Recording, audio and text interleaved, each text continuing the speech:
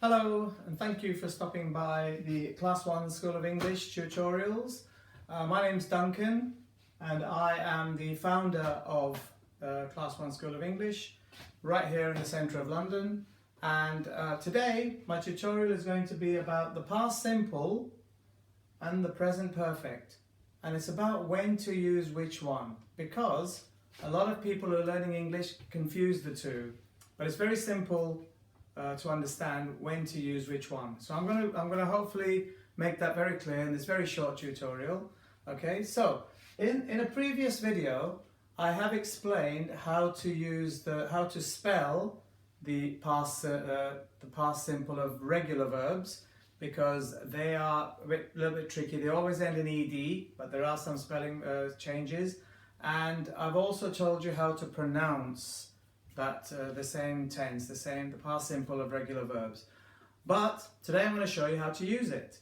Okay. Now, what a lot of people don't realize is that there's a specific time to use the past simple and there's a specific time to use the present perfect. First of all, let me show you how you construct the present perfect. Okay, this is made up of the verb to have in the present tense. Now, there's two forms of that. There's have, and in most cases you would use have. I have, you have, we have, they have. But in the case of he, she, or it, it would be has. Okay, so he has, she has, it has. This is also the case if you say a name. So for example, if you say John or Jane, it still has to be has. John has, Jane has. Okay, the dog has. So we must hear, when you're talking about someone or something else in English, it's known as the third person. And the third person in the present tense, we must hear an S in English. We must hear an S sound, okay? Right, so it's made of the have plus have or has plus the past participle. Now again, I have explained in previous tutorials that the past participle of a verb, I call it the third form of the verb. Anytime you see a list of verbs, you will always see what's known as the base form. So this is where the verb starts. You've got the past simple in the middle, and you've got the past participle on the end. Past participle can never be used on its own as a verb, never. So you cannot say, for example, I done my work. You will hear native English speakers saying that. It's completely wrong. So don't do that. Don't use it. But anyway, the past participle is used with have or has to make the present perfect. When you use the present perfect tense, you're using something that has, in some way, it's associated with the present. It might have happened in the past, but it has some link to the present. So for example, I have just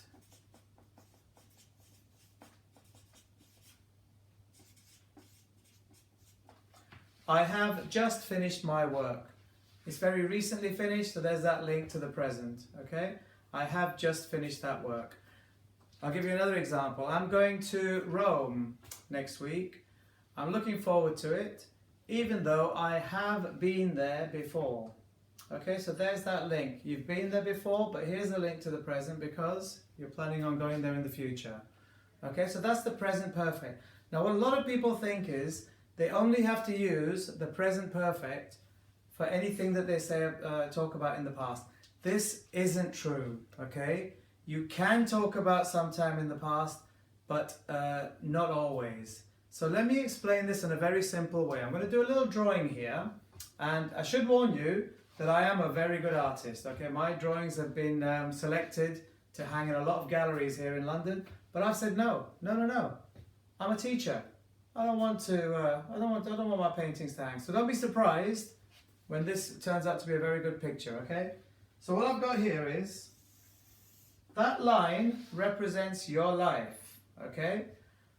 This is you when you were born.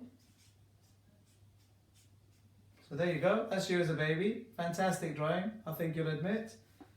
Let's not forget my female students. This is you.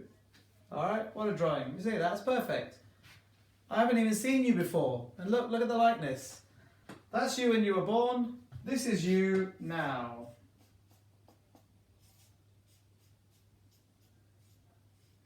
I mean, this drawing is so good, it's embarrassing. But you know, try and contain yourself. Anyway, that's you when you were born. That's you now. This is your life leading up from here to here. Now, if you talk about anything in that past and you specify a particular part of it, for example, let's go for 2009. Okay, I'm gonna label this as 2009. This is one dot in your past, known as 2009.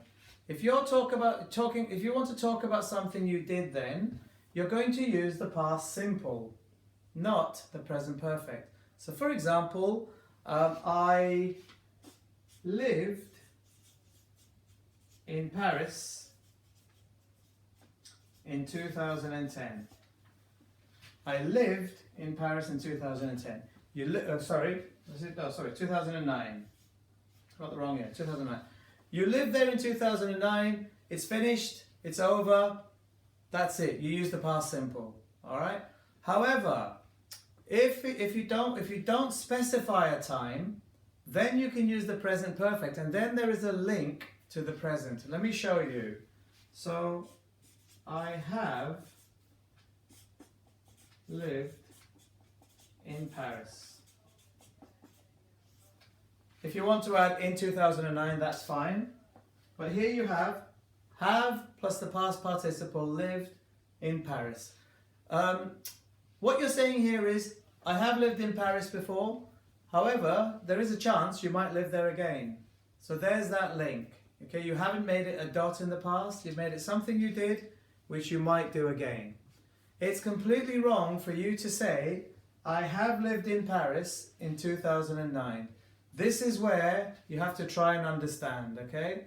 If you are specifying a time, it doesn't have to be a specific year. You might say 5 years ago, yeah? Last month, 3 days ago, this morning. Anytime you're using a specific, and you're what I say is what you're dotting a particular time in the past, you would use the past simple. However, if there's a link to the past and it might happen again, you would just use the present perfect without a specific time. You can use such phrases as before, yeah, in the past. You can use that because you're not actually specifying a particular time. All right. So just to review, the past simple when you specify a particular time in the past. The present perfect when there is something that's happened in the past. It might have some link with the present or the future. So you don't specify a specific time. It might happen again. Okay. This is one of the ways in which you can use the present perfect, and it's one of the ways where people who are learning English start to get confused with the past simple. Hopefully you now understand. If you're going to specify a time in the past, I call it a dot, use the past simple. You're not going to use have or has. However, if you don't mention a time, a specific time, fine. Now you can use the present perfect, okay? I hope this has been enlightening for you. If you've enjoyed it, why don't you subscribe to my channel? It's a new channel. I will be loading more videos. I'll also be loading things that you can download and print off. But in the meantime, if you're happy, click like, tell your friends about it, subscribe, and hopefully I'll see you back here again. So, until the next time, over and out.